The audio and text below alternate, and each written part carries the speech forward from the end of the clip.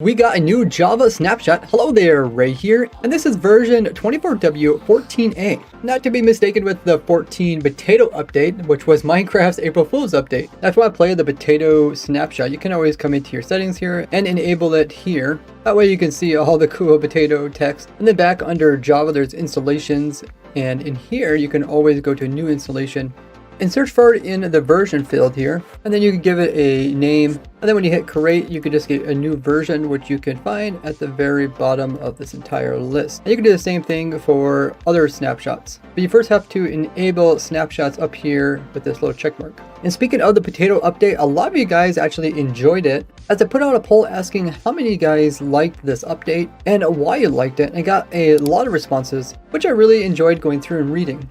So if you haven't seen a lot of the cool stuff that came out in Minecraft's April Fool's update, the Poisonous Potato update, you can check out my video in the description. I thought it was really cool overall.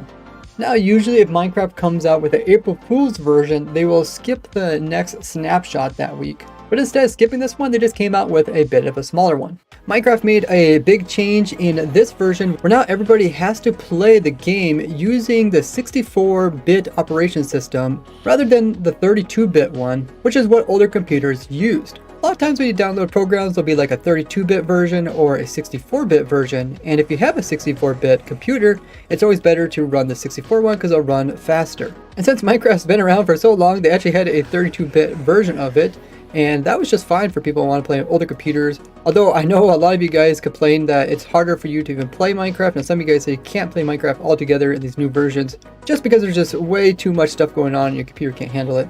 And maybe Minecraft kind of realized that, and they kind of realized the limitations that they're working with. So not everybody's forced to play Minecraft in the 64-bit version, which most computers and things can run nowadays. On top of that, they also increased the Java version. So the reason why Minecraft Java is called Minecraft Java because it runs a program called Java. And this is the thing that actually makes the running of the game possible. Now Microsoft doesn't produce the Java stuff, but another company does, and they continue to come out with new versions of Java to fix problems and make it faster and all that good stuff. But when you actually get the game of Minecraft, they put a version of the Java in with your game in case you don't have it on your computer. You'll have no difficulties running this game. And usually the version they put with the game of Minecraft is kind of an older version that's really stable, so they don't have to worry about it. Even though the Oracle company has continued to put out newer versions of these, Microsoft doesn't want to constantly keep updating. But just now they came out with a new version of their stable Java. You can see this way up in the top right hand corner. It's called Java version 21.0.2. This is unrelated to Minecraft. This is just the program that is running Minecraft. So new Java versions are always better than the previous ones, so it should have some minor improvements to the game. Now before, there was no special tool when it came to the heavy cores, which you can get from the ominous trial chambers. So it would take you a long time to break them, even if you're using a netherite pickaxe with efficiency 5. Now the special tool is the pickaxe, and it mines up very fast. When getting copies of chests that have the exact stuff that's inside them in as an item, you would hold down Control and then push with your middle mouse button. This would get you an NBT version of it, and what should be inside is everything that was in there, except this wasn't working in the last snapshot, which was making it quite annoying when designing my new slime farms that I sneak peeked when I also introduced my new web farm. So make sure you guys are subscribed with the bell notification turned on so you don't miss out on that upcoming video, which is going to be insane. Wind charges were stuttering when they were going through the air, so now they made them move smoothly. And a similar stuttering was occurring in stuff like wither skulls, different types of fireballs, all because the power tag wasn't being synchronized correctly. This has been in the game ever since 2015. So with this fix, we shouldn't see wither skulls kind of like zip around when they get redirected in my bubble column wither cages.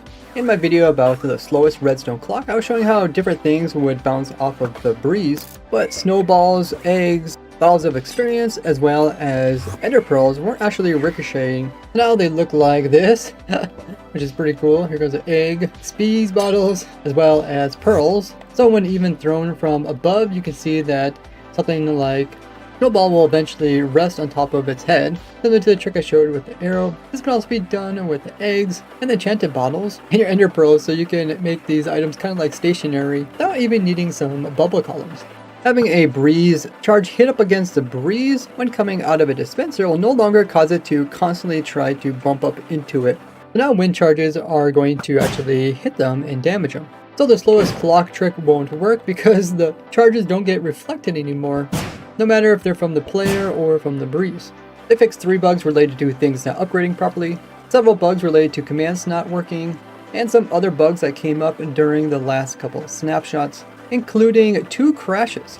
So no nerfs to my web farms or my crazy silverfish and slime farms, which I'll all put into an upcoming video, so look forward to those. Now watch me design these crazy farms live over at my Twitch stream, links down in the description. Otherwise you guys can check out my Farm Everything series where I'm trying to design on my farm for everything in the game. Thank you guys so much for all the support on my recent videos. It really means a lot, and I will see you all over there. Bye bye!